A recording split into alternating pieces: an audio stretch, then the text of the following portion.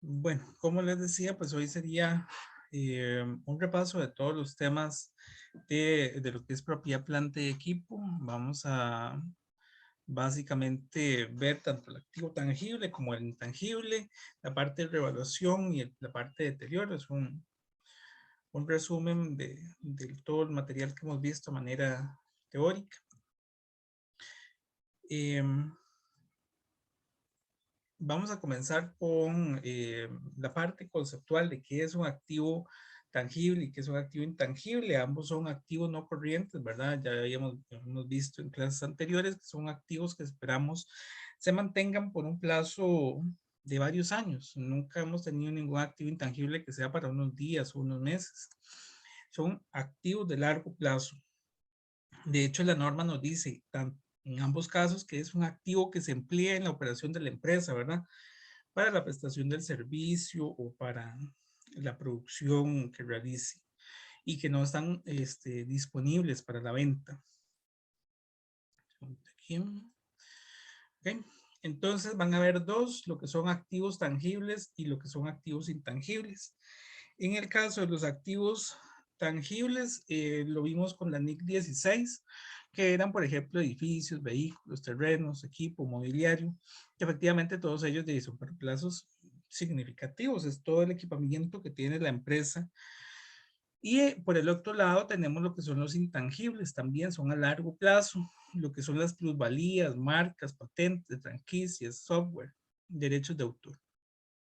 Ambos tenían un elemento importante que los diferenciaba. Bueno, principal, el más característico, por supuesto, es que el activo tangible tiene esa presencia corporal y el intangible, pues es algo que no vemos, pero hay algo que nos dice que yo adquirí ese intangible.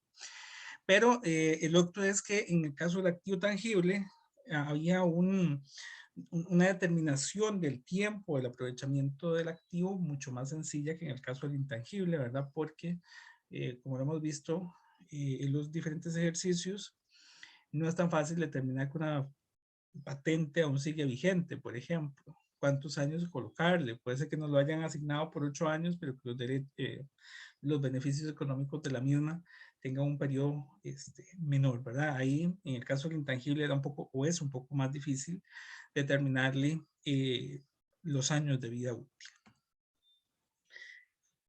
También teníamos o vimos las formas de adquisición. En el caso de los activos tangibles, los activos de propiedad, planta y equipo, vimos lo que era la compra individual. Yo puedo ir y comprar, por ejemplo, un vehículo. Entonces me van a vender el vehículo. Pero también podríamos hacer una compra global, que ahí vimos un caso en que yo compraba un terreno y el terreno venía con un edificio y el edificio venía con maquinaria. Entonces, en estos casos lo que hacemos es asignarle a cada activo en forma individual un precio. Tenemos que distribuir el precio global. También se podía adquirir por medio de lo que eran acciones. Recordemos un ejercicio que hicimos donde se compraba con acciones preferentes o acciones comunes, en cuyo caso el activo va a ir por el valor razonable de las acciones, ¿verdad? El valor que cotiza en el mercado. También tenemos cuando se da por donación, que esto es, por ejemplo, que el Estado nos regala un terreno para hacer algún negocio. O finalmente a través de lo que eran intercambios. Yo le doy a alguien una máquina a cambio de que me dé otra máquina, porque a mí me sirve esa otra máquina. Y en el caso de los intangibles, las formas de adquisición eran parecidas, pero sí cambian un poquitito, ¿verdad? Puede ser que haya una compra individual donde yo voy y compro, por ejemplo, una patente. O una combinación de negocios donde voy y compro toda una empresa. Y ahí yo registraría la marca comercial y el know-how de la otra empresa como un activo intangible que se conocía como plusvalía. Aquí también estaría la donación. Cuando el gobierno me permite explotar algo, por ejemplo, vimos el derecho a explotar la ruta de los buses. No recuerdo el nombre específico que tiene esto, pero bueno, las rutas del bus.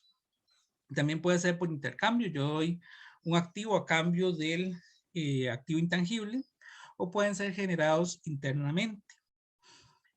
Cuando son generados internamente, tenemos que ir documentando todo el proceso de investigación y desarrollo, siendo que la fase de investigación es gasto y la fase de desarrollo es la que se puede capitalizar como activo, que bueno, era lo que veían en la tarea número 5, ¿verdad? En la tarea 5 precisamente era para ejemplo, ver un poco cómo se realiza esa parte, de acuerdo a las fechas y de lo que se haya logrado determinar en esa fase de investigación y desarrollo, pues así tendremos un gasto o vamos a ir teniendo un costo diferido y finalmente ese costo diferido se convierte en el activo intangible. También tendríamos que en el caso de los activos tangibles hay unos activos que no se deprecian, como por ejemplo los terrenos o los activos en proceso.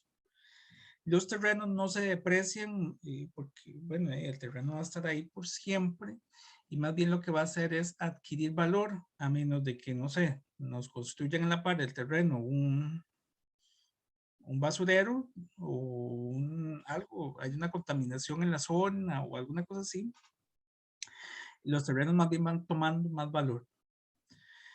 Y los activos en procesos, por ejemplo, si yo estoy construyendo un edificio, es un activo en proceso, se clasifica como propiedad, planta y equipo, pero no lo puedo apreciar aún, porque aún no está listo. Cuando ya él está listo, comienzo a depreciar. Por eso el activo en proceso no se puede depreciar. En el caso de los intangibles, también hay activos que no se deprecian, que son los activos que tenían vida indefinida, que es un poco diferente a infinita, ¿verdad? No es que van a estar ahí para siempre, no, es más bien que son indefinidos. Por ejemplo, cuando yo hago la combinación de negocios que estaba por aquí, adquiero una plusvalía. ¿Cuánto va a durar esa plusvalía? Es indefinido, no sé, porque no es como que hay un papelito que dice, mira, esta plusvalía dura 5 años. Es un sobreprecio que yo asumí al comprar la otra empresa y que se registra como plusvalía y que es un activo intangible. Entonces es un activo que estará ahí en libros que no tiene una vida útil definida, pero sí sabemos que a lo largo del tiempo se llegará pues, a consumir, se llegará a deteriorar y entonces tendremos que darlo de baja de los libros. Y finalmente, pues bueno, los otros activos tangibles que tenemos son activos depreciables. Todo lo que son vehículos, terrenos, perdón, edificios, vehículos, equipo, mobiliario, computadoras, ¿verdad? Todo lo otro que tenemos que no sean ni terrenos ni activos en proceso, sí serán depreciables. Que la depreciación no hará otra cosa que la distribución del uso del activo a lo largo del tiempo. En el caso de los activos intangibles, todos aquellos que sí tienen una vida, por ejemplo, yo fui y registré una patente y me dieron un papel que dice que la patente está otorgada por 5 años, entonces ahí tiene una vida definida y puedo depreciarla. Que bueno, creo que sale más adelante en la presentación. Recordar también que el término de depreciación, en el caso del activo tangible de propiedad, planta y equipo, es depreciación tal cual, pero en el caso del intangible se conoce como amortización, pero es lo mismo, ¿verdad? Utiliza de hecho los mismos métodos para su registro. Y no sé si hay alguna consulta aquí. Cualquier cosa me levantan la mano, ¿verdad?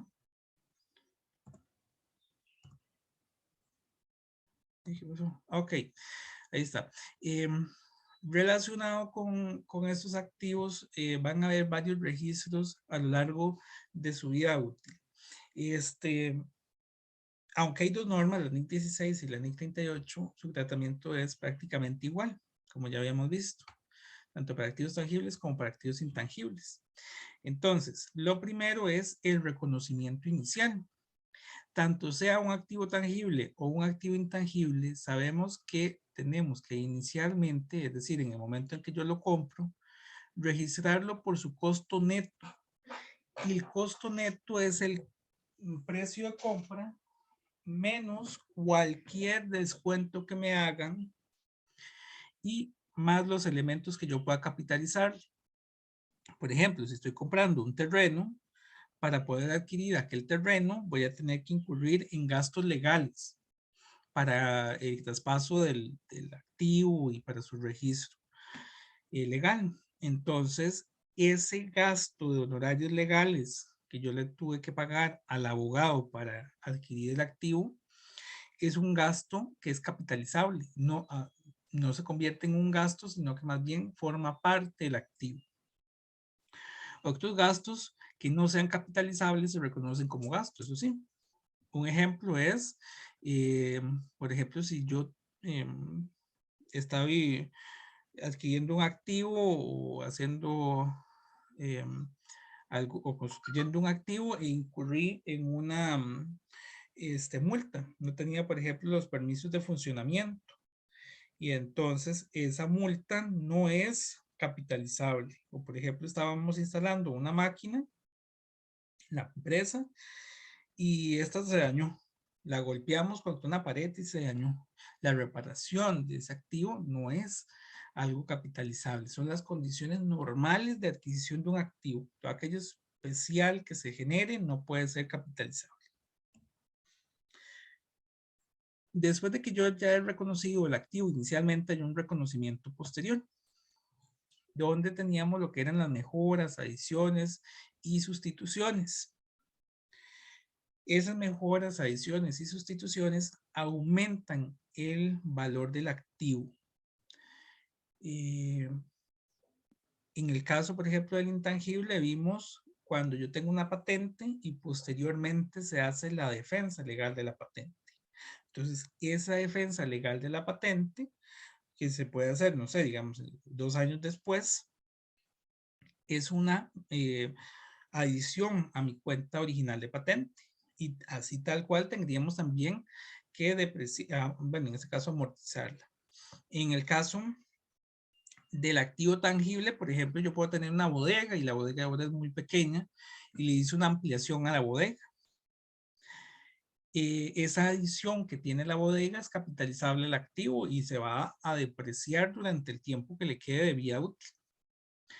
Pero hay otros que sí son gastos, ¿verdad? Lo que es el mantenimiento diario, por ejemplo, de las máquinas, eso no se puede capitalizar a mi activo. Es un gasto que asume la empresa para que el activo funcione en óptimas condiciones. Lo mismo se da con los edificios, con los vehículos, con los terrenos, para que aquellos activos estén en óptimas condiciones, habrá que darle cierto mantenimiento. Por ejemplo, el edificio uno podría pintarlo, pero eso no le va a ampliar la vida útil ni mejorar las características al activo. Lo que va a hacer es que se vea estéticamente mejor. Entonces se asume como un gasto. Después de esto también tenemos que determinar el modelo de registro de nuestro activo. Sea que yo escojo el modelo del costo o el modelo revaluado. Y esto lo vimos tanto en activos de propiedad, planta y equipo como en activos intangibles. En ambos tenemos los dos modelos. El modelo de costo es donde yo voy a registrarle a cada activo el deterioro y la depreciación. Y esto lo hacemos con cierta periodicidad. Bueno, la depreciación uno la definirá mensualmente o anualmente. El deterioro se podría tener un periodo pues un poco más extenso, ya que tengo que incurrir en peritajes, por ejemplo. Entonces, puede ser que el deterioro sea cada 2 años, cada 5 años, todo depende. Pero ahí sí tienen periodos un poco más prolongados. Y el método revaluado lo que me dice es que yo tengo que registrar el deterioro o la revaluación, lo que tenga el activo, pero tengo que estar haciendo ese análisis constante de si mi activo está deteriorado o si mi activo está revaluado. Puede estar sucediendo uno u otro a través del tiempo. Sí, uno es, por supuesto, elimina el otro, ¿verdad? Al final el activo solo está deteriorado o solo está revaluado, no tiene las dos al mismo tiempo. Y su depreciación, ¿verdad? Entonces, este método revaluado tiene uno adicional. La revaluación se tiene que hacer por la NIC 16, en tanto el deterioro se hace por la NIC 36.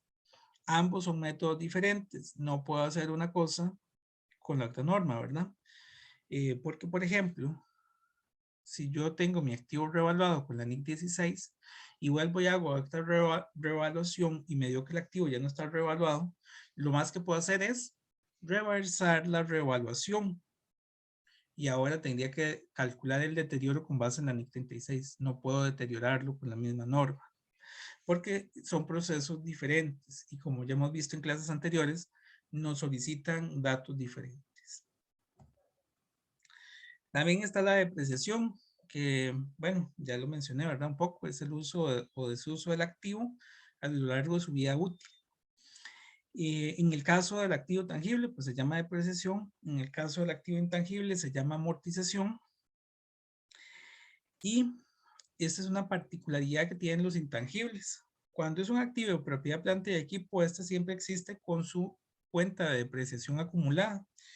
Ejemplo, yo tengo el vehículo y la depreciación acumulada de vehículo, el edificio y la depreciación acumulada del edificio, y, el mobiliario y la depreciación acumulada del mobiliario. En el caso de un intangible, no necesariamente. Puede hacer que no existe la cuenta de amortización acumulada. Mucho depende de la política que tiene la empresa. La empresa podría tener una cuenta de amortización acumulada y entonces tendría patente y de amortización acumulada de patente. O bien puede ser que le dé el tratamiento directamente al activo y realice patente, bueno, cuando haga el gasto de amortización, gasto por amortización directamente contra patente. Entonces no existe esa cuenta de amortización acumulada. Finalmente, pues tendríamos la baja en cuentas de un activo. Este se debe a 3 razones. La primera es que se depreció completamente el activo. Si mi activo tenía un valor de adquisición de 5 millones y la depreciación acumulada de 5 millones, el activo vale cero. Yo podría darlo de baja porque esa era su vida útil, era el periodo que yo consideraba que tenía pues algún aprovechamiento. También cuando ya no se esperan obtener beneficios económicos del activo. Eso ya lo hemos visto, por ejemplo, cuando yo tenía una patente y aquella patente que salió una mejor tecnología en el mercado, ¿verdad? Hemos hecho algunos ejercicios así y entonces mi patente quedó inutilizada y doy de baja la patente por su valor en libros, registrando una pérdida. Eso es porque ya no tengo o no espero obtener beneficios económicos de ese activo. O tenía una máquina y la máquina se quemó, se le quemó el motor y es irreparable. Entonces ya no espero obtener beneficios económicos de ese activo. En esos casos lo que hago es darlo de baja por su valor en libros. Y finalmente, si yo lo vendo, ese es el tercer caso. Yo podría vender el activo y por tanto lo doy de baja. Cuando yo doy un activo de baja, significa que todas sus cuentas asociadas se tienen que eliminar. Si yo estoy vendiendo un vehículo, no tiene sentido que haya vendido el vehículo y me quede en libros la depreciación acumulada del vehículo, si yo no tengo aquel activo. Cuando yo vendo el activo, vehículo, tengo que eliminar su depreciación acumulada y tengo que eliminarle todo lo relacionado, no solo la depreciación. Si el activo estaba deteriorado, su deterioro. Si el activo estaba revaluado, su revaluación. Importante que la baja en libros se realiza por su valor en libros y se registra una ganancia o una pérdida, dependiendo del contexto. Si es un activo que está completamente depreciado, no hay ni ganancia ni pérdida, simplemente lo doy de baja por su valor en libros, que es cero. Si por el contrario es que ya no se espera obtener beneficios económicos de este, lo doy de baja y registro una pérdida, porque no, por la parte que no pude aprovechar. Y finalmente, si estoy vendiendo, pues tengo que ver cuánto es lo que me dieron a cambio. Tengo que hacer una comparación entre el dinero que me entregaron y lo que valía el activo en libros. La diferencia será una ganancia o una pérdida. No sé si hasta acá hay alguna consulta.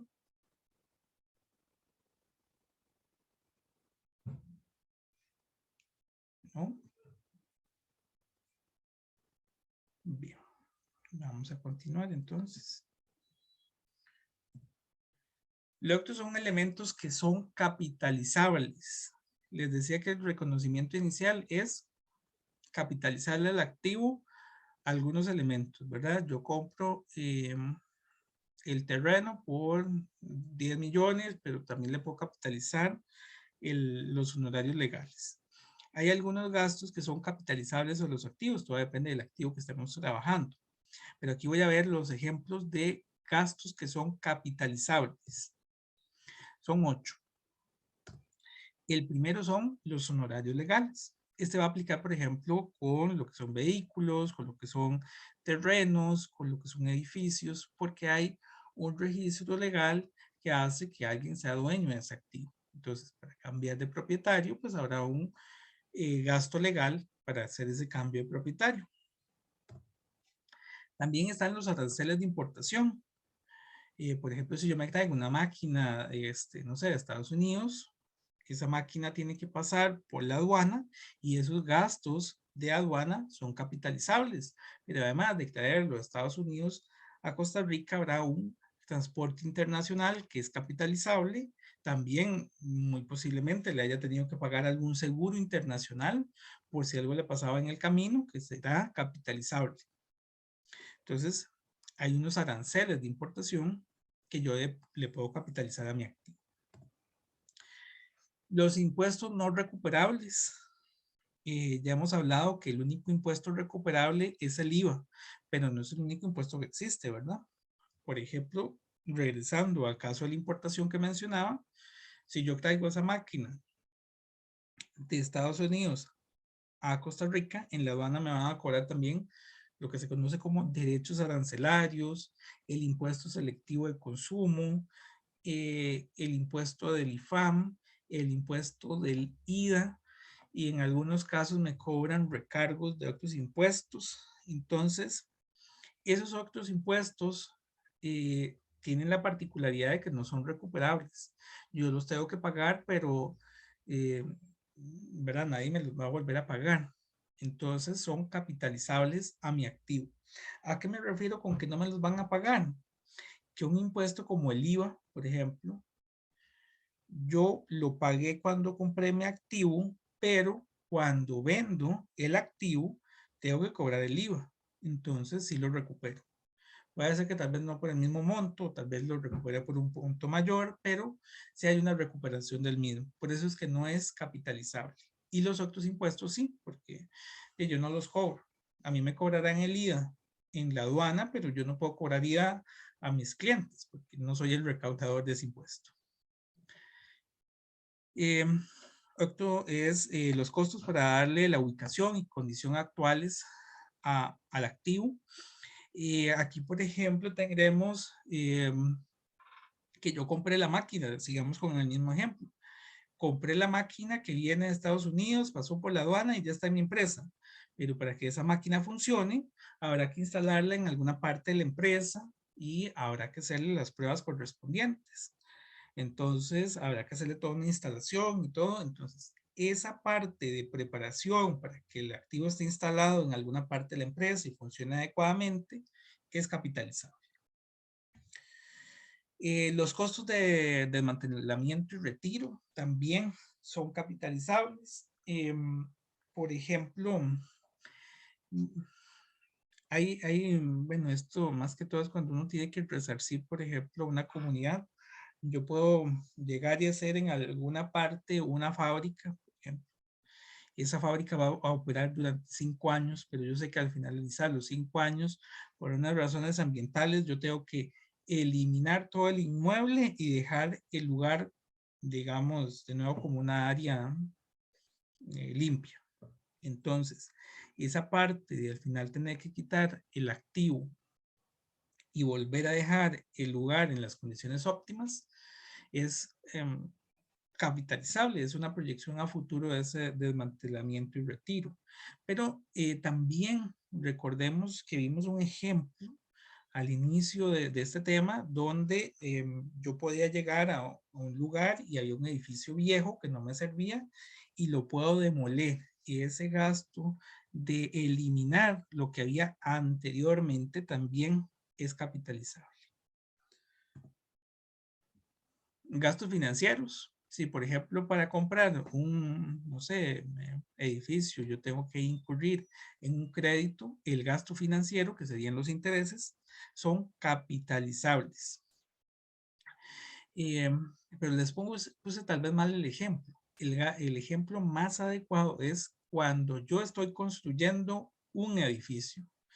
Durante todo el periodo de construcción del edificio, yo tuve que pagar gasto por intereses.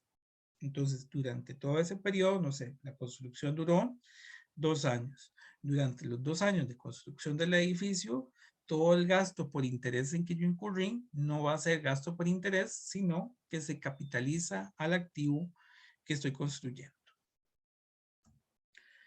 También los permisos, permisos de funcionamiento, permisos de uso, eh, son capitalizables. Y finalmente, el transporte, la preparación, el emplazamiento y las pruebas. Regresemos a la máquina. Ya lo mencionaba. Traer la máquina hasta mi bodega, hasta mi empresa. Tuve que incurrir en un transporte internacional y un transporte local, entonces eso es capitalizable. La preparación y emplazamiento, que es colocarlo ahí en alguna parte de la empresa y que este funcione. Las pruebas de funcionamiento, por supuesto. Entonces, estos son los que nos dice la norma que son capitalizables, tanto para activos tangibles como para activos intangibles, ¿verdad? No todos van a funcionar en ambos casos, pero sí sabemos que ¿verdad? Habría que ver de acuerdo al activo cuál es el que corresponde. Y también sabemos que hay unos que no son capitalizables. Pero antes no sé si tenían alguna consulta con los que son capitalizables.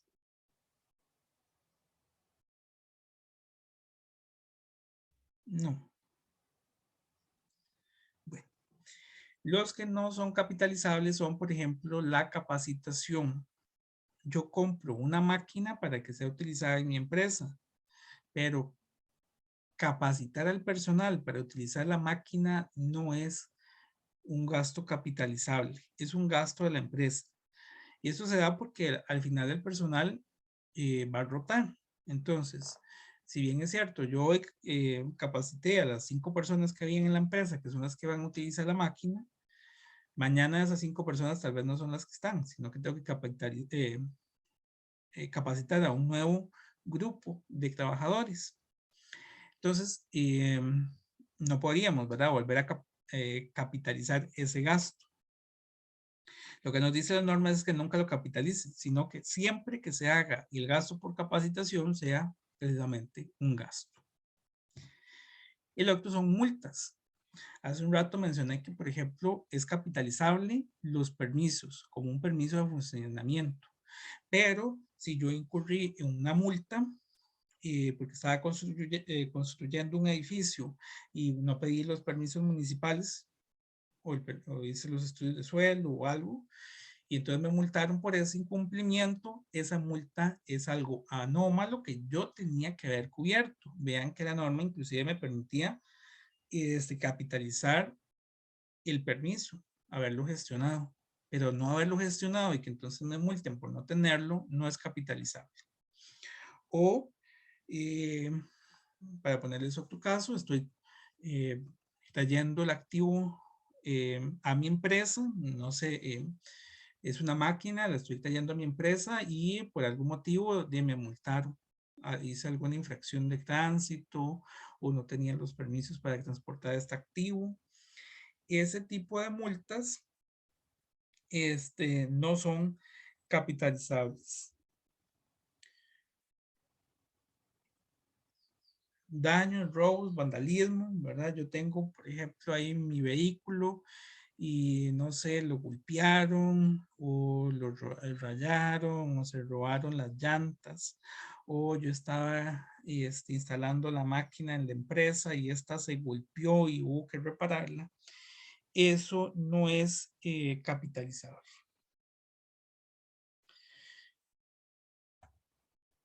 También errores. Este lo mencionaba, un caso que es muy interesante, que eso se da mucho en la vida real. Hay que instalar la máquina en una habitación específico, se equivocaron, no la instalaron ahí, sino que la instalan en otra parte y entonces hay que reinstalarlo. Lo instalaron en una parte que no era la adecuada, hay que desmontarlo nuevamente y llevarlo a instalar a otra parte. La instalación correcta de la máquina es capitalizable, pero asumir ese segundo error, esa segunda instalación no es capitalizable. y los impuestos no recuperables, que en nuestro caso sería el IVA. Entonces, bueno, ahí están los gastos que no son capitalizables. Seguimos por aquí, pero no sé si tienen alguna consulta. ¿Están seguros que todo está muy claro? Profe, no me quedó muy claro lo de impuestos no recuperables. El único impuesto no recuperable es el IVA. Ok. Los impuestos, perdón, aquí es que este es recuperable. El único impuesto recuperable es el IVA. Todos los demás impuestos que a nosotros nos cobran, nosotros no podemos recuperarlos porque nosotros solo somos pagadores del mismo, ¿verdad? Usted no cobra el impuesto selectivo de consumo o usted no cobra el impuesto del IFAM o del IDA. Estos impuestos únicamente nos los cobran a nosotros. Ujú, No, ujú, ujú. nosotros no somos Sí, recaudadores del mismo. el IVA, por ejemplo, se le traslada al cliente en ese caso. El IVA se traslada al cliente, Ujú. correcto. Entonces ahí nosotros sí lo pagamos y después lo cobramos. Entonces ese sí es recuperable. Por eso ese no se puede capitalizar. Está bien. No sé si hay alguien más por ahí que tenga consulta.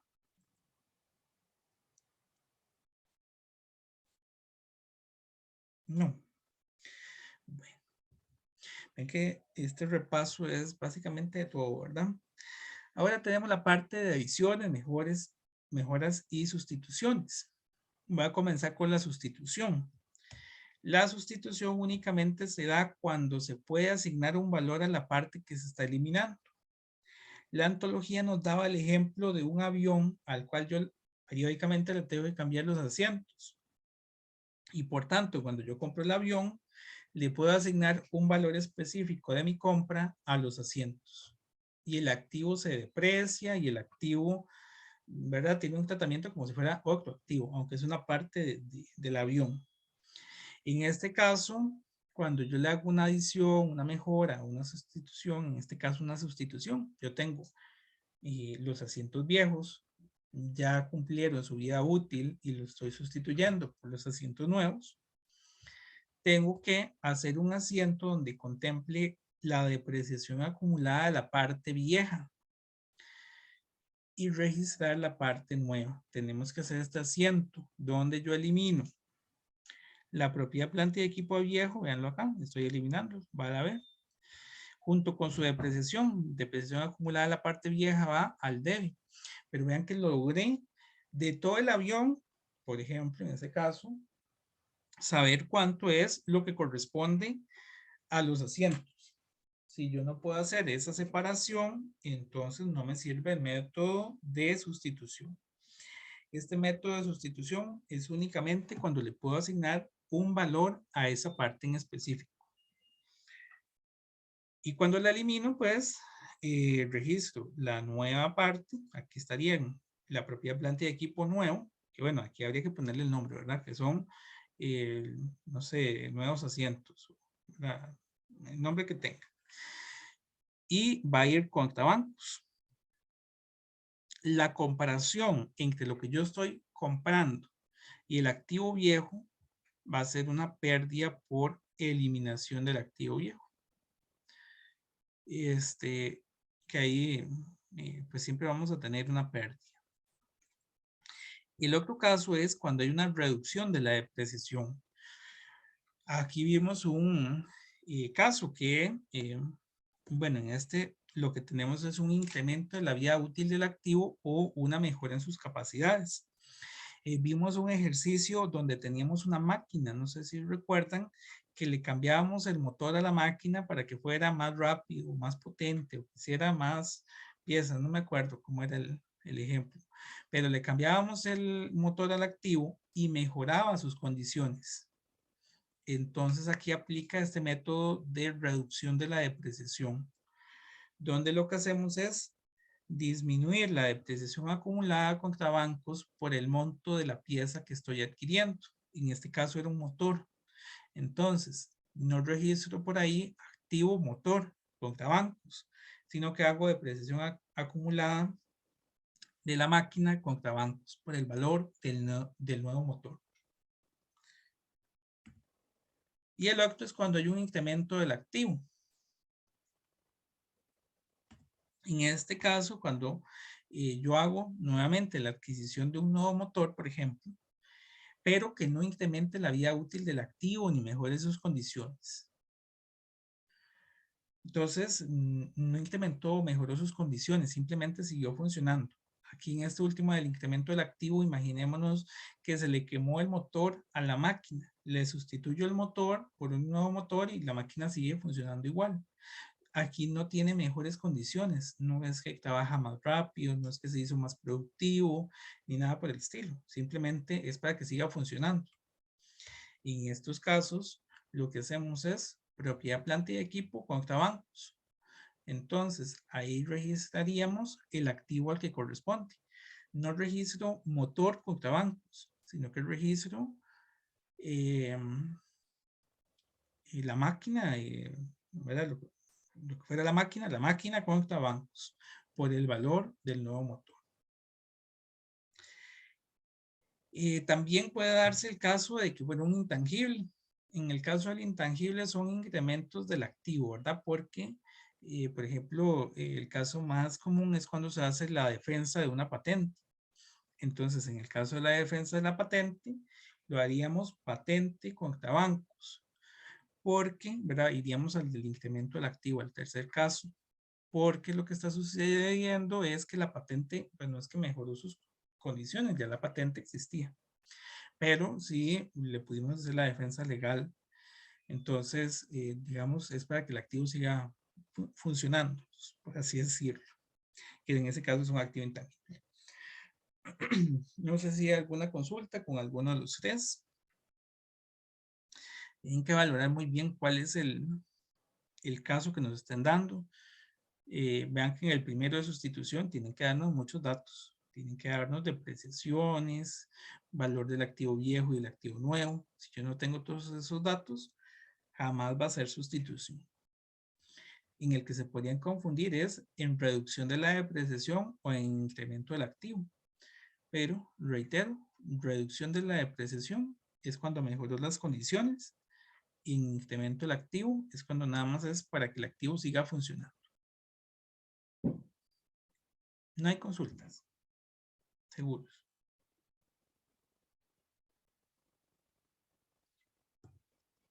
Bueno. Otro tema que vimos fue la depreciación de los activos, ¿verdad? Los métodos de depreciación. Y esto aplica tanto para activos tangibles como para activos intangibles y vamos a tener 4 métodos de depreciación. El primero es línea recta, mira qué raro, no sé, línea recta, horas máquina o unidad de producción, que es cuando yo tomo el valor del activo y lo distribuyo a través de alguna variable. Si es línea recta, es una distribución igual a lo largo de los años del activo.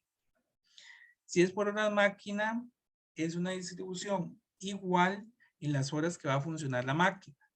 Y si es por unidad de producción, también es una distribución igual a lo largo de las unidades que va a producir. Si es línea recta, vamos a realizar de aquí la variable que es años, esta fórmula que es costo menos valor residual entre vida útil. Es la más sencilla de todos, ¿verdad? Y también la más utilizada. Si es por el contrario, horas máquina o unidades de producción, va a ser igual costo menos valor residual entre nivel de producción de actividad, que sería entre las horas máquina o entre las unidades de producción. Si me dicen que es por línea recta y yo utilizo esta primera fórmula, directamente lo que me está dando es la depreciación por año. Entonces habría que pasar la depreciación por mes o por días o por la unidad que yo tenga que registrar. Si por el contrario es horas máquina o unidades de producción, estaríamos en esta segunda fórmula y lo que estamos obteniendo es una depreciación por hora o una depreciación por unidad. Y tengo que ver cuántas unidades produje en el periodo que yo estoy registrando. Entonces, si yo lo que estoy registrando es el primer año del activo, por ejemplo, voy a utilizar esta tasa por unidad o por hora y multiplicarla por la cantidad de horas o por la cantidad de unidades que produjo ese activo durante el primer año. Aquí habría que llevar un registro adicional de cuántas son esas horas en funcionamiento del activo o las unidades de producción del activo. Segundo método es suma de dígitos. Aquí cambian. Y a partir de aquí cambian los métodos porque la norma nos dice que solo el primer grupo, que es línea recta, hora máquina y unidades de producción, digamos que tiene un consumo igualitario a lo largo del tiempo del activo. A partir de los siguientes métodos, comenzando por suma de dígitos, consideran que al inicio de los años del activo tiene más funcionamiento y después su capacidad va disminuyendo. Así que aquí la depreciación no es homogénea, sino que es heterogénea, comienza en una depreciación muy grande que va disminuyendo conforme el activo pues cada vez tiene menos vida útil. Para suma de dígitos utilizamos lo que es una fracción para depreciar cada año y se aplica al valor depreciable. Entonces yo calculo el valor depreciable, que siempre va a ser el mismo a lo largo de la vida útil del activo, y calculo una depreciación que va a cambiar. Esa fracción se determina de esta forma. Los años de vida útil dividido entre n más 1 entre 2 por n. Entonces, supongamos que mi activo tiene 5 años de vida útil. Si tiene 5 años de vida útil, esta fracción va a iniciar con 5 años, que es la vida útil que le queda al activo, entre 15, que es lo que me daría. Si yo aplico esa fórmula a 5. Pero él tiene que ir disminuyendo. Dice que son los años de vida útil y va cambiando la fracción para cada año. Entonces, al siguiente año ya tiene menos años de vida útil. Utilizo 4 de 15. Y así él va a ir disminuyendo cada año el numerador. Pero el denominador se mantiene constante. El siguiente método es saldos decrecientes. Al igual que suma de dígitos, contempla que al inicio de la vida del activo tiene más uso, así que tiene más depreciación. Aquí lo que se hace es aplicar un porcentaje que se aplica sobre el valor en libros. El valor en libros va a ir cambiando, ¿verdad? Aquí es donde hacemos la tabla que vamos a tener un valor del activo al inicio del año, le quitamos la depreciación y me queda un valor al final del año, que es con el que inicio el siguiente año. Aquí lo que hacemos es calcular el porcentaje con esta raíz. Es 1 menos la raíz n del valor de desecho dividido entre el costo de compra. Eso nos da un porcentaje que, reitero, le vamos aplicando al valor en libros. Y finalmente tenemos dobles saldos decrecientes. En este también se determina un porcentaje que se aplica sobre el valor en libros. Y ese porcentaje se determina como 100% dividido entre n por 2. Y bueno, por ahí no les puse, se me fue, pero este último método que es saldos decrecientes no es exacto. Todos los otros métodos son exactos, excepto dobles saldos decrecientes. Dobles saldos decrecientes ocupa un ajuste en el último año. Recuerden que la depreciación del último año por dobles saldos decrecientes se calcula como una diferencia. No se calcula, digamos, de forma directa o exacta. ¿Alguna consulta con alguno de los métodos?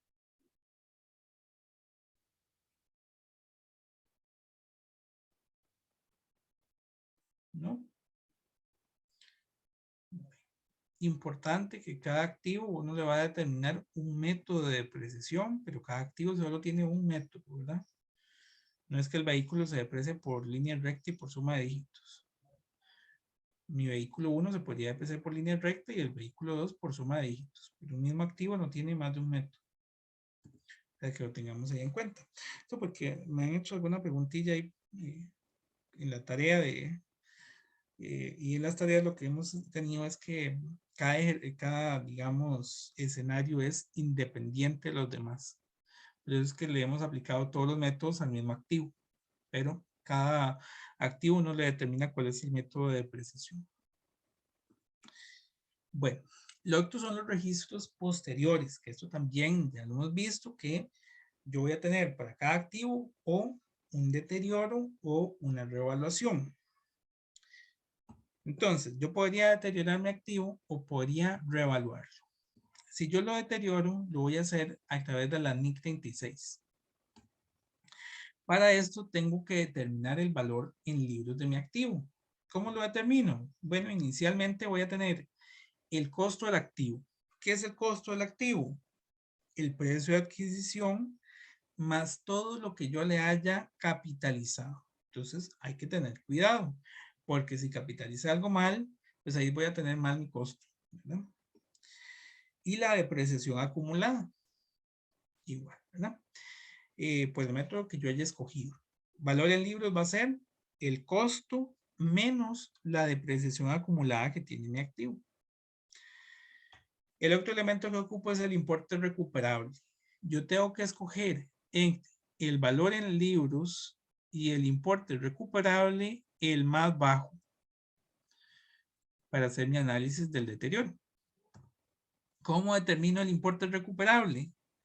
El importe recuperable se calcula el valor en uso y el valor razonable menos los costos de ventas. Y tengo que escoger el más alto. Tengo que escoger el más alto.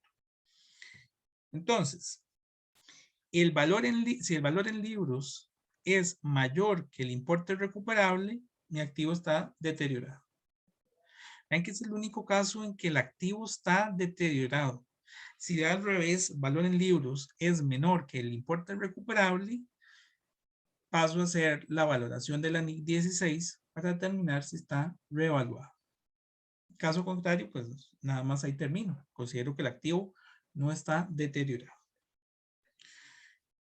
Recordar que el valor en uso es un flujo proyectado, ¿verdad? Ya lo hemos visto también en ejercicios y en la tarea. El valor en uso son las entradas que yo le proyecto a mi activo menos las salidas que le estimo por los años que el perito me dijo que le quedaban al activo. No sé, le quedaban 5 años. Entonces, hago ese flujo por 5 años.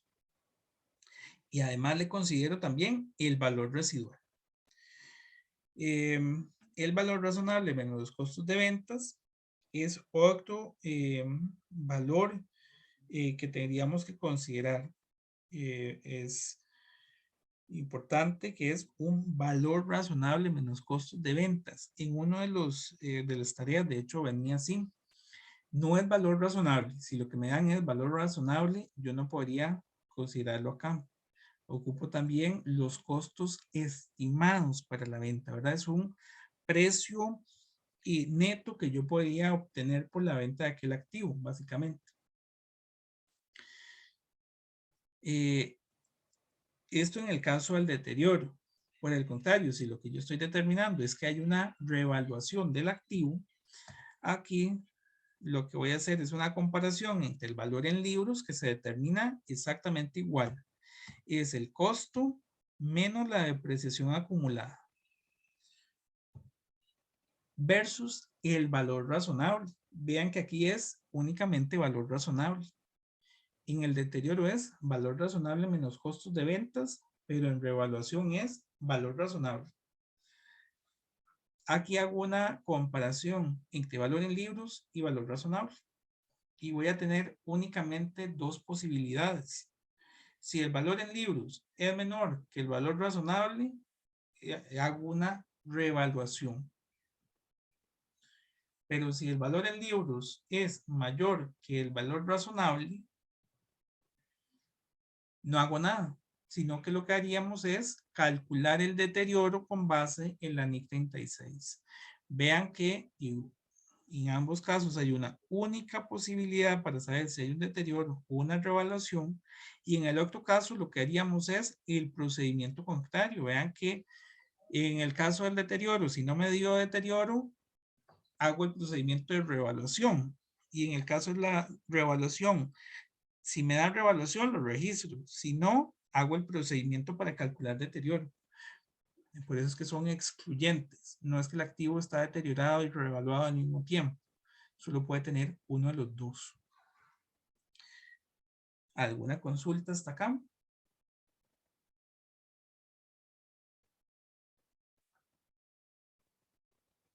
¿No? Bien, vamos a continuar. En el caso de la revaluación hay que tener claro que puede ser compensada, nada más para que lo tengamos por ahí.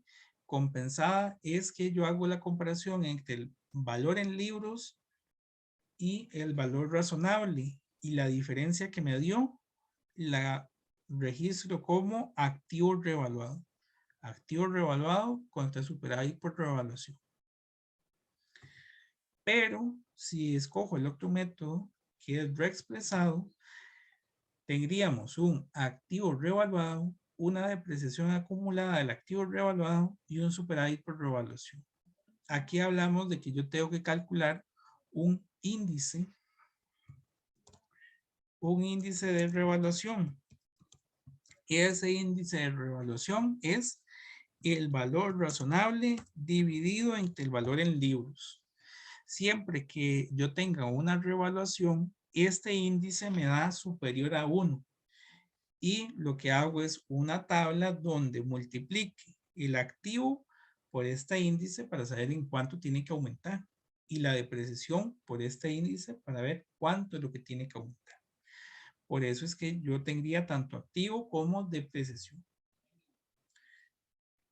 En el caso de que yo lo que tenga es un deterioro, perdón. En el caso de la revaluación, una vez que yo he revaluado el activo, tengo que calcular una depreciación del activo nuevo, del activo revaluado. Por cada método me va a dar resultados diferentes. Pero el superávit por revaluación, vean que es un factor común entre ambos métodos. En ambos métodos tengo el superávit por revaluación, que en buena teoría debería ser por el mismo monto. Entonces, siempre que yo hago una revaluación, tengo que tomar el monto del superávit y depreciarlo por el tiempo que le quede de vida útil al activo. De manera que a partir de aquí yo hago una revaluación, tendré dos gastos por depreciación. Vean que después de haber revaluado, yo tengo que hacer este asiento, que es gasto por depreciación, que tiene dos componentes. La depreciación del activo normal y la depreciación del activo revaluado. Pero tengo que hacer también un asiento adicional, que es superávit por revaluación contra utilidades retenidas, por un monto que ya hemos determinado, que es el de la depreciación acumulada. Es exactamente el mismo monto. El monto que yo coloco en depreciación acumulada de activo revaluado es el que iría al segundo asiento. Superávit por revaluación contra utilidades retenidas va por el mismo, ¿verdad? Si yo aquí puse, no sé, 500,000 colones, que fuera la depreciación del activo revaluado, haré mi asiento superávit por revaluación contra utilidades retenidas por los 500,000 colones. Es exactamente el mismo monto. Esto es para ir consumiendo el superávit, porque vean que cuando yo hice el asiento original, ¿verdad? Si me devuelvo a la diapositiva anterior, con la depreciación yo voy eliminando el activo revaluado en ambos casos. Pero este superávit nunca se va a quitar. Y yo tendría que quitarlo porque cuando desaparezca mi activo revaluado, ese superávit tiene que haber llegado a cero. Y la forma de hacerlo es con este segundo asiento. Que ese segundo asiento lo que está haciendo es mostrándonos o ejemplificando el consumo de ese superávit. El otro caso es cuando yo tengo un deterioro. Cuando es un deterioro, lo que yo tengo que hacer es un asiento de pérdida por deterioro contra deterioro acumulado. Bien, no sé si hasta aquí hay alguna consulta, algún comentario, alguna duda.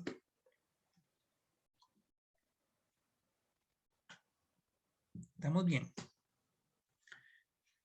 Bueno, lo último que me queda es ver el retiro de un activo. Cuando yo retiro el activo, dijimos que tenía tres posibilidades. Una era por venta.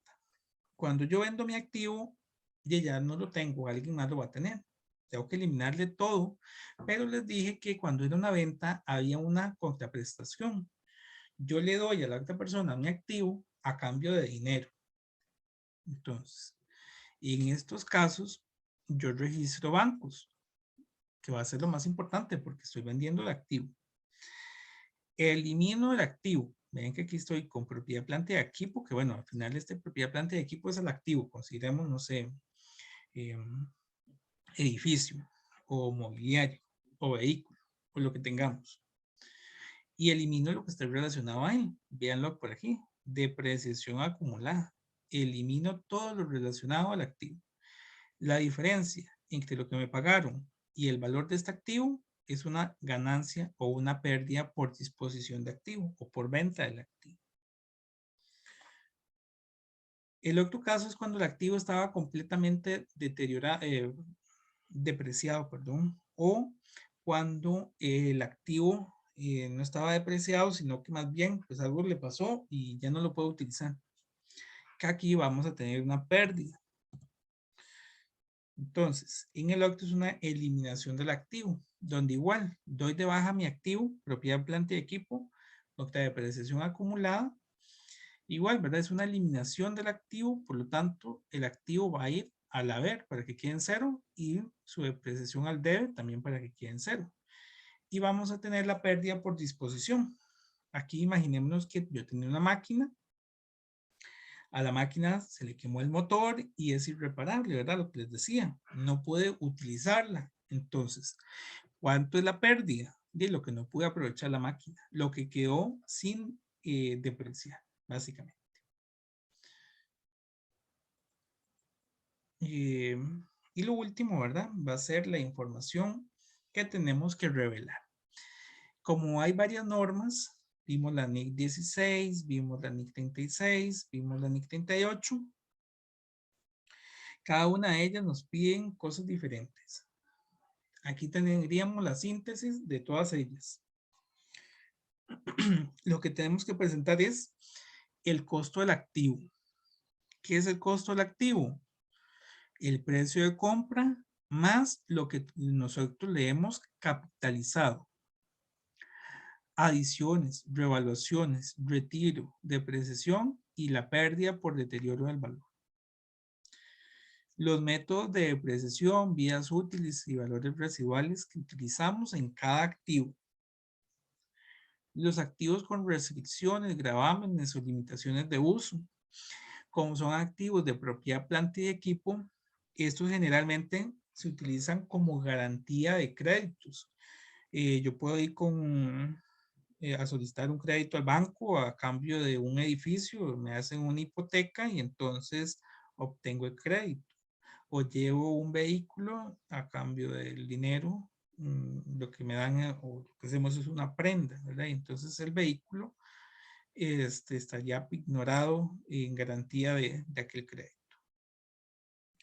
La fecha de la última revaluación y los métodos utilizados para determinar el valor razonable. Esto porque cuando yo hago la revaluación, bueno, tiene que quedar que voy a seguir revaluando con cierta periodicidad. No es que hoy revalúe el activo y listo, sino que yo definí que cada 5 años voy a revaluar mis edificios, por ejemplo. El importe de las pérdidas por deterioro del valor y los supuestos para su determinación, que es algo muy similar al anterior. Yo deterioré mi activo, pero no lo deterioré porque me dio la gana. Lo deterioré porque habían unos supuestos que me hicieron determinar ese cálculo. Por ejemplo, yo tenía una máquina y determiné que habían condiciones en el mercado favorables para adquirir una máquina con una mejor tecnología. Entonces, mi tecnología anterior ya no funciona, está deteriorada. El importe de las reversiones de pérdidas por deterioro del valor.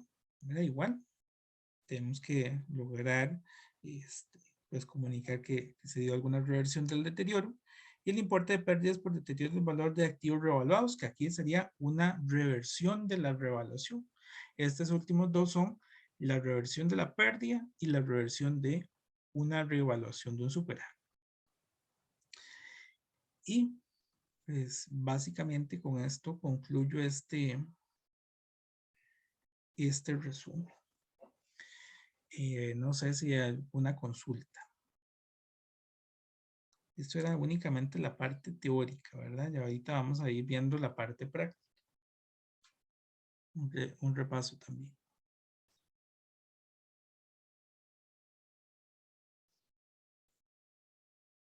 Todo suficientemente claro, ¿están seguros?